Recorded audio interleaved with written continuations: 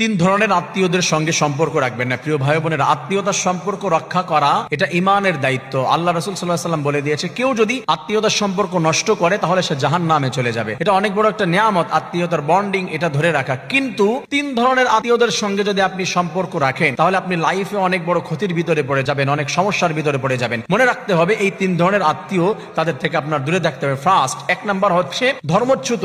যেই আত্মীয় ধর্ম থেকে সরে গিয়েছে সেই আত্মীয়দের সাথে আপনি সম্পর্ক রাখবেন না। দুই নাম্বার, সেকেন্ড, যেই আত্মীয় যারা হচ্ছে অত্যাচারী, মানুষের সাথে অত্যাচার করে, জুলুম করে, মানুষকে ক্ষতি করে, হচ্ছে আপনাকেও ক্ষতি করেছে, আপনার সম্পদ ঠকিয়েছে, আপনার থেকে সরে গিয়েছে, আপনার ক্ষতি করার চেষ্টা করে, আপনি যখনই যান আপনার পিছনে লোক লাগিয়ে দিয়েছে।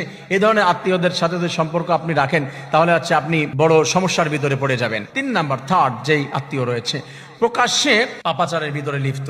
অনেক আত্মীয় আছে সুদ খায়, অনেক আত্মীয় আছে ঘুষ খায়। আল্লাহ তাআলা বলে দিয়েছে সুদ